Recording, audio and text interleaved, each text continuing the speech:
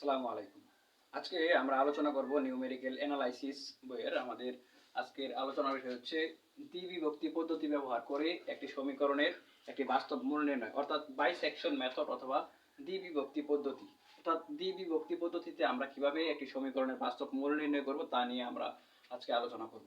এখানে আমাদের একটি অঙ্ক দেওয়া আছে সমস্যা 2, এটা হচ্ছে তিতাস পাবলিকেশনের বইয়ের মধ্যে আছে। এটা হচ্ছে সমস্যা 2, x³ + x² - 1 = 0 এই সমীকরণের আমরা একটি বাস্তব মূল নির্ণয় করতে হবে। এটা ন্যাশনাল ইউনিভার্সিটিতে 2010 এবং 2012 সালে এসেছিল। এখন এটাকে যদি আমরা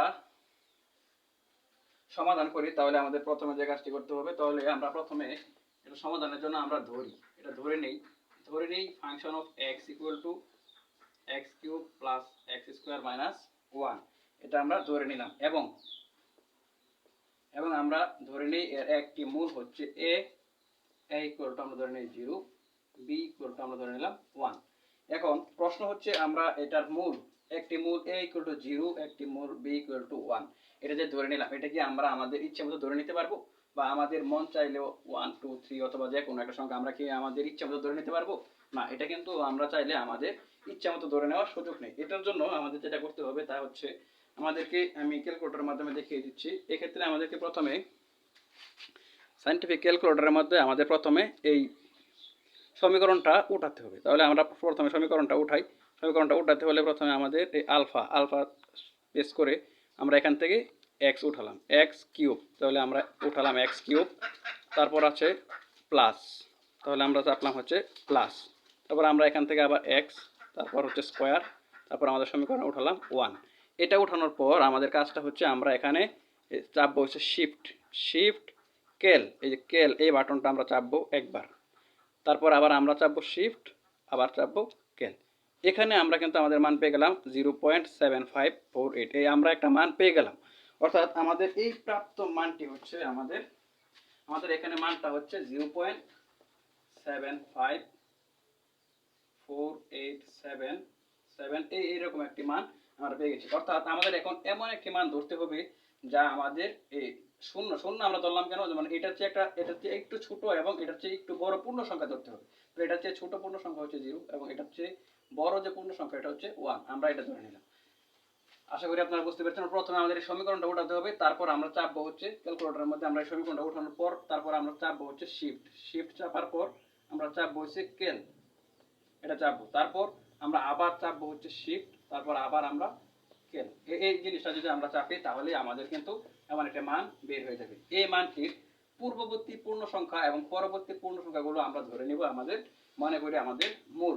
এখন আমাদের এটি নেওয়ার পর এখন আমাদের যেটা বের করতে হবে, আমরা এই দুইটা মূলের জন্য যদি বের করি তাহলে আমাদেরকে বের করতে হবে তাহলে ফাংশন অফ a কত আর হচ্ছে ফাংশন অফ b কত, এটা আমাদের বের করতে হবে। তাহলে আমরা ফাংশন অফ a যদি বের করতে চাই তাহলে আমাদেরকে যেটা বের করতে হবে, আমাদের আগে ক্যালকুলেটরে এটা বের করেছিলাম, আমরা x এর মান বের করেছিলাম। এখন আমরা এখানে আবার চাপবো হচ্ছে কেল চাপার পর আমাদের এখানে কিন্তু একটা আসছে x হোয়াট, অর্থাৎ x এর মানটা কত। তাহলে আমাদের a এর মান এখানে কত ছিল, আমরা বসাবো 0। তাহলে আমরা যদি এখানে 0 বসাই, a এর মান যদি আমরা এখানে 0 বসাই, এই যে এখানে আমরা 0 বসালাম, 0 এর বসালে কত হয়, আমাদের মান কিন্তু বের হয়েছে -1। এটি হচ্ছে ফাংশন অফ a এর মান। তাহলে আমরা ফাংশন অফ a এর মান পাইলাম -1। ঠিক একইভাবে এখন যদি আমরা এখানে এখন আবারও কেল চাপি, তাহলে আমাদের আসলো x হোয়াট, অর্থাৎ x এর মান কত। তাহলে এখানে আমরা b এর জন্য যদি বসাই, b এর জন্য মান হবে 1, তাহলে আমরা বসাইলাম হচ্ছে 1 বসানোর পর মান আসে কত, 1। তাহলে আমরা পাইলাম ফাংশন অফ b এর মান পাইলাম আমরা 1 আর ফাংশন অফ a এর মান পেয়েছিলাম আমরা -1। এখন আমাদের কাজটা হচ্ছে, এখন আমরা যেহেতু দেখলাম একটা নেগেটিভ মান আর একটা পজিটিভ মান এসেছে, অর্থাৎ নেগেটিভ মান একটা পজিটিভ মান যদি আসে তাহলে আমাদের এখানে দ্বিবিভক্তি পদ্ধতিতে একটি মূল নির্ণয় করা যাবে। তাহলে এখন আমরা যদি দ্বিবিভক্তি পদ্ধতির মাধ্যমে দ্বিবিভক্তি পদ্ধতি ব্যবহার করি, দ্বিবিভক্তি পদ্ধতিতে এখন আমরা দ্বিবিভক্তি পদ্ধতিতে আমরা কি পাই, এখন আমরা আমাদের প্রথম আসন্ন মান বের করি। প্রথম আসন্ন মান x not equal to, অর্থাৎ x0 equal to আমাদের মানটা হবে, প্রথম আসন্ন মানটা কত হবে, এখানে আমাদের প্রথম আসন্ন মানটা হবে এখানে আমাদের ধরা a যোগ b ভাগ 2, হচ্ছে প্রথম আসন্ন মান। এখানে এ এর মান হচ্ছে আমাদের 0 প্লাস 1 ভাগ 2। যেহেতু এটি আমাদের একটি পুনরাবৃত্তি পদ্ধতি, সুতরাং আমরা এটি ক্যালকুলেটরের মাধ্যমে করতে হবে এবং আমরা ক্যালকুলেটরে সমাধান না হওয়া পর্যন্ত আমরা এসি চাপবো না। এই ক্ষেত্রে আমাদের প্রথমে যেটি এটা ক্যালকুলেটরের মাধ্যমে করার জন্য আমাদের প্রথমে যা করতে হবে তা হচ্ছে প্রথমে আমাদের ক্যালকুলেটরের মধ্যে প্রথমে আমাদেরকে এই এক্স, আমরা এই সমীকরণটা উঠাই। এখানে আছে এক্স, এক্স ইকুয়াল টু, এখানে আমরা উঠালাম x equal to x equal to, এখানে এক্স ইকুয়াল টু আমরা উঠাবো হচ্ছে, এখানে আছে এ প্লাস বি বাই 2, তাহলে এখানে উঠাবো আমরা এ, তারপর হচ্ছে প্লাস বি, তারপর ছিল আমাদের ভাগ 2, উঠালাম ভাগ 2। এখন আমরা উঠাবো এখানে অনুপাত, অর্থাৎ সাজদেট বা অনুপাত, আমরা এটা উঠাবো। উঠানোর পর আমরা টোটাল সমীকরণটা এখানে উঠাবো। তাহলে আমাদের টোটাল সমীকরণ যদি উঠায় তাহলে x cube plus x square, তারপর হচ্ছে আমাদের -1, আমরা উঠালাম, এই সমীকরণটা উঠালাম। উঠানোর পর এখন আমরা যদি ক্যাল চাপি তাহলে কিন্তু আমাদের এ এর মান এখানে চাইতেছি। তাহলে আমরা যদি এখানে এ এর মান বসাই, এ এর মান কত? 0, আমরা বসালাম এ এর মান 0, তারপর সমান চাপবো, সমান প্রেস করার পর আসলো বি এর মান। তাহলে আমরা এখন বসাতে দেবো বি এর মান কত? তাহলে বি এর মান এখানে কত ছিল? এখানে বি এর মান ছিল 1, তাহলে আমরা বি এর মান, আমাদের এখানে বি এর মান কিন্তু 1, তাহলে আমরা এখানে বি এর মান বসাবো হচ্ছে কত? 1। তাহলে আমরা বি এর মান 1 বসালাম। তারপর আমাদের কাঙ্ক্ষিত একটা মান, এই যে আমরা মান পেয়ে গেলাম 0.5, অর্থাৎ এক্স এর মান আমরা পেয়ে গেলাম কত? 0.5। তাহলে আমাদের এখানে এক্স জিরোর মান আমরা পেয়ে গেলাম 0.5। এখন এই 0.5 এটাকে আমরা ফাংশন অফ এক্স নট এখন বের করতে হবে। তাহলে আমরা যদি ফাংশন অফ এক্স নট বের করি, তাহলে এখন ফাংশন অফ এক্স নট কিভাবে বের করব? ফাংশন অফ এক্স নটটা এখানে এক্স এর মান বসিয়ে দিয়ে আমরা ফাংশন অফ এক্স নট বের করতে পারি, অথবা আমরা ক্যালকুলেটরের মাধ্যমে কিন্তু এটাকে আমরা আরো সহজভাবে বের করতে পারি। তাহলে আমাদের ক্যালকুলেটরের মাধ্যমে এখন যদি আমরা, এখানে ছিল আমাদের এক্স এর মান, এক্স নটের মান আমরা পেয়েছিলাম, এখানে ফাংশন অফ এক্স নটের মান যদি বের করতে চাই তাহলে আমাদের বেশি কিছু করা দরকার না, শুধুমাত্র আমরা এখান থেকে যদি সমান চেপে দেই তাহলে কিন্তু আমাদের ফাংশন অফ এক্স নটের মান পেয়ে যাব। তাহলে আমরা এখানে পেয়ে গেলাম এক্স নটের মান আমরা পেয়ে গেলাম হচ্ছে -0.625। এখানে আমাদের এই ফাংশন অফ এক্স নটের মানটি কিন্তু আবার কত হলো? আমাদের ফাংশন অফ এক্স নটের মানটা আমরা পাইছি কত? 0-র চেয়ে ছোট, অর্থাৎ লেস দেন ইকুয়াল টু 0। তাহলে আমরা 0-র চেয়ে ছোট অর্থাৎ নেগেটিভ একটা মান পেয়েছি। এবার যেহেতু আমরা একটা নেগেটিভ মান পেয়েছি, তাহলে আমাদের এখন যেটা করতে হবে তা হচ্ছে দ্বিতীয় আসন্ন মান বের করার জন্য, আমরা দ্বিতীয় আসন্ন মান যখন বের করব তখন আমরা এখানে যেহেতু মাইনাস, এই যে আমরা মানটা পেয়েছি হচ্ছে নেগেটিভ মানটা আমরা কতর জন্য পেয়েছি? আমাদের যখন 0.5, এটার জন্য আমরা পেয়েছি হচ্ছে নেগেটিভ মান। তাহলে আমাদের 0.5 যেহেতু নেগেটিভ মান, তাহলে আমাদের এখানে এ এর জন্য কিন্তু এখানে কি ছিল? নেগেটিভ মান এ এর জন্য। তাহলে এ এর কত ছিল? এ এর জন্য আমাদের ছিল এখানে 0। তাহলে যেহেতু আমরা নেগেটিভ মান পেয়েছি, তাহলে এই এ এর জায়গায় আমরা পরিবর্তন করে আমরা এটা বসাবো। তাহলে এখানে অতএব 0.5 উ, আর এটা আমাদের কিন্তু ঠিক থাকবে। বি সমান হচ্ছে কত? 1। এর মধ্যে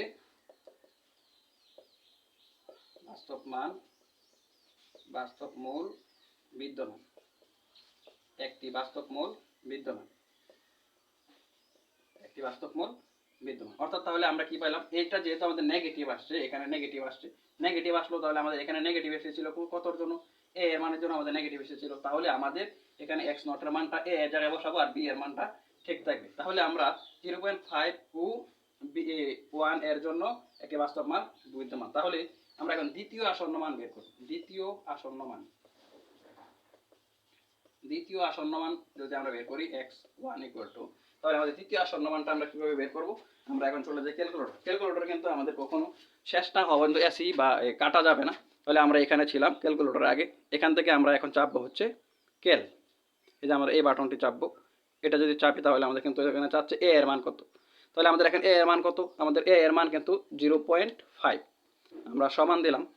এখানে যদি আমরা সমান দিই সমান, তাহলে বি এর মান চাচ্ছে, তাহলে বি এর মান এখানে কত ছিল? 1 ছিল, এখানে কিন্তু 1ই আছে।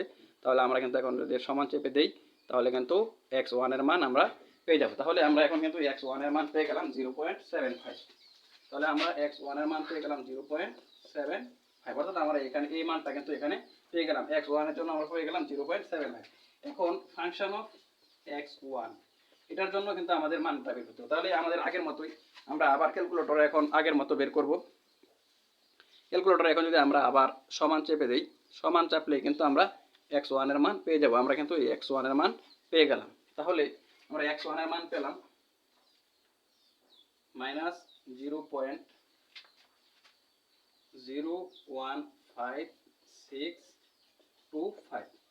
এখানে এটাও কিন্তু আমাদের লেস দেন ইকুয়াল টু 0, অর্থাৎ 0 চেয়ে আমাদের এই মানটা কিন্তু এখানে ছোট, অর্থাৎ আমরা একটা নেগেটিভ মান পেয়েছি। তাহলে নেগেটিভ মান পাইলে আমাদের এই মানটা যেহেতু আমরা নেগেটিভ পেয়েছি, সুতরাং আমাদের এখানে কিন্তু আবার পরিবর্তন নিয়ে আসতে হবে। এখানে যেহেতু আমরা এটা পেয়েছি কি এর জন্য আমরা নেগেটিভ মান পেয়েছি। নেগেটিভ মান পেয়েছিলাম আমরা কিসের জন্য? ফাংশন অফ এর জন্য আমরা কিন্তু নেগেটিভ মান পেয়েছিলাম। সুতরাং আমাদের এর জায়গায়, অর্থাৎ এটা ছিল, এটা ছিল বি, তাহলে এই এর জায়গায় আমরা আবার এই x1 কে আমরা বসিয়ে দিব। তাহলে আমরা বসিয়ে দিই, আমরা একটু মুছে নেই উপর থেকে, আমরা প্রথম আসন্ন মানটা মুছে দিই। তাহলে আমরা প্রথম আসন্ন মানটা মুছে দিলাম। প্রথম আসন্ন মানটা মুছে দিলে আমাদের এখানে এখন যদি আমরা, তাহলে অতএব আমরা এখানে কি পাইলাম? তাহলে আমরা এটা এইটু উপরে লিখি।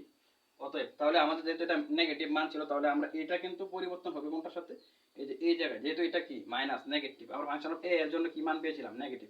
তাহলে এ এর জায়গায় আমরা শুধু পরিবর্তন আনবো। তাহলে এ এর জায়গায় এখানে এ ছিল, এটা ছিল বি, তাহলে এর জায়গায় আমরা কত বলবে?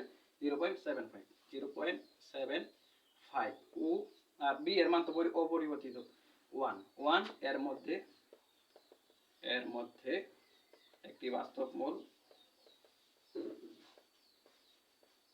বাস্তব মূল বিদ্যমান।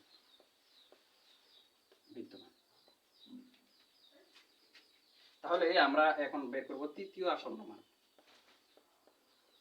তৃতীয় আসন্ন মান হচ্ছে x2 equal to, তাহলে আমাদের তৃতীয় আসন্ন মানটা কত হবে এটা আমরা কিভাবে বের করব? ঠিক আগের মতোই আমরা ক্যালকুলেটর আগের যে জায়গায় ছিলাম আমরা ঠিক সেই জায়গা থেকেই পরবর্তী অংশটুকু আমরা বের করতে পারবো ক্যালকুলেটরের মাধ্যমে। তাহলে আমরা এখন ক্যালকুলেটরের মাধ্যমে যদি বের করি, তাহলে ক্যালকুলেটরে আমরা আগে এই জায়গায় ছিলাম, এখান থেকে আমাদের এখন চাপতে হবে কি এই ক্যাল অংশটা চাপতে হবে। ক্যাল প্রেস করলাম, তাহলে আমাদের এ এর মান চাইলো। তাহলে আমাদের এখানে এ এর মান কত? আমাদের এ এর মান এখানে 0.75 আমরা দিয়ে দিলাম, সমান, তারপর হচ্ছে আমাদের চাপতে হবে সমান চাপার পরে বি, তাহলে বি এর মান 1 ছিল, এখানে 1 আছে, সুতরাং আমরা আর কিছু করার দরকার নাই। এখানে আমরা আবার যদি সমান প্রেস করি, তাহলে আমরা পেয়ে গেলাম 0.875। এটি হচ্ছে আমাদের x2 এর মান। তাহলে x2 এর মান পেলাম 0.875। এখন আমাদের ফাংশন অফ x2 এর মান বের করতে হবে। ফাংশন অফ x2 এর মান যদি আমরা বের করি, ঠিক একই পদ্ধতিতে আমরা আগে যেভাবে বের করছিলাম, ফাংশন অফ x2 এর মান কিন্তু আমাদের হলো এখানে ছিল, এখানে শুধু আমরা সমান প্রেস করলেই আমাদের ফাংশন অফ x2 এর মানটা বের হয়ে যাবে। তাহলে আমরা সমান প্রেস করে আমরা এখানে পেয়ে গেলাম 0.4354687 এটা পেয়ে গেলাম আমরা কিন্তু ফাংশন অফ x2 এর মান। এটা কিন্তু শূন্যর চেয়ে বড়, অর্থাৎ ধনাত্মক মান, গ্রেটার দেন 0। তাহলে যেহেতু এইটা শূন্যর চেয়ে বড় অর্থাৎ ধনাত্মক মান, তাহলে কিন্তু এখন আমাদের যে জিনিসটি বুঝতে হবে, আমরা কিন্তু এটা কিন্তু এ ধরছিলাম আমাদের এ এর মান, এটা কিন্তু আমাদের ছিল বি এর মান। এখন আমাদের যেহেতু এটা পজিটিভ আসছে, তাহলে আমাদের ফাংশন অফ বি এর জন্য কিন্তু আমাদের মানটা এখানে পজিটিভ ছিল, তাহলে আমাদের এ এর মান কিন্তু অপরিবর্তিত থাকবে। এখন কিন্তু এই মানটা হবে কোথায়? বি এর জায়গায়। তাহলে আমাদের কি হবে? অতএব এটা আমরা এ এর জায়গায় বসাই। এ এর জায়গায় যদি আমরা বসাই, তাহলে কত হবে? 0.75 ও, তাহলে এই 1 এর জায়গায় কত হবে? এই 1 এর জায়গায় কিন্তু আমাদের এখন বসাতে হবে 0.875 এর মধ্যে একটি বাস্তব মূল বিদ্যমান। তাহলে আমরা এটা কেন এখানে এটা ঠিক রাখলাম, এটা কেন বসালাম 1 এর জায়গায়? কারণ আমাদের এখানে ফাংশন অফ x2 এর মানটা আমরা পেয়েছি ধনাত্মক, আর এই ধনাত্মক মানটা হয়েছিল ফাংশন অফ b, অর্থাৎ f অফ b। তাহলে b এর জন্য, তাহলে আমরা এই b এর জন্য আমাদের যেহেতু ধনাত্মক মান এসেছিল, সুতরাং আমরা এই b এর জায়গায় এই ধনাত্মক মানটা এখানে আসলে আমরা এটাকে b এর জায়গায় বসাবো। আর যদি এখানে নেগেটিভ মান আসে, ঋণাত্মক মান, তাহলে যেহেতু আমরা a এর জন্য ঋণাত্মক মান পেয়েছিলাম, তাহলে আমরা a এর জায়গায় এই মানটা বসিয়ে দেব। তাহলে এখন আমরা চতুর্থ আসন্ন মান নির্ণয় করি। চতুর্থ আসন্ন মান x3 ইকুয়াল টু, তাহলে চতুর্থ আসন্ন মান হলে আমাদের x3 ইকুয়াল টু কত হয়? তাহলে চতুর্থ আসন্ন মান আমরা বের করি এখান থেকে যদি বের করি, তাহলে আমরা চাপতে হবে কি ক্যাল। স্কেল চাপলে আমাদের এ এর মান যা ছিল তা ঠিক আছে। এখন আমরা সমান চেপে পরবর্তীটা যাই বি। বি এর মান কিন্তু আমাদের এখন পরিবর্তন হচ্ছে 0.87, 0.875। এটি কিন্তু হচ্ছে আমাদের বি এর মান। তাহলে বি এর মান যেহেতু এটা হয়েছে, সুতরাং এটিকে আমরা এখন সমান চাপি, তাহলে কত পেলাম 0.8125। এটি কিন্তু হচ্ছে আমাদের 0.8125, এটি কিন্তু x3 এর মান, অর্থাৎ ফাংশন অফ x3 এর মান কত হবে, তাহলে ফাংশন অফ 3 এর মানটা কত হবে। ঠিক একইভাবে এখানে আমরা যদি আবার এখন সমান চাপি তাহলে কিন্তু এটা পেয়ে যাব। তাহলে আমরা পেয়ে গেলাম 0.196533203, এটা গ্রেটার দ্যান ইকুয়াল টু 0। অর্থাৎ এখানেও কিন্তু আমরা পজিটিভ মান পেয়েছি। তাহলে পজিটিভ মান পাইলে এখানে আমাদের কি হবে, এই মানটা ঠিক থাকবে 0.75। এখানে আমরা যদি এটা যেহেতু পজিটিভ মান, তাহলে এখানে এই অংশটা হবে 0.8125 এর মধ্যে একটি বাস্তব মূল বিদ্যমান।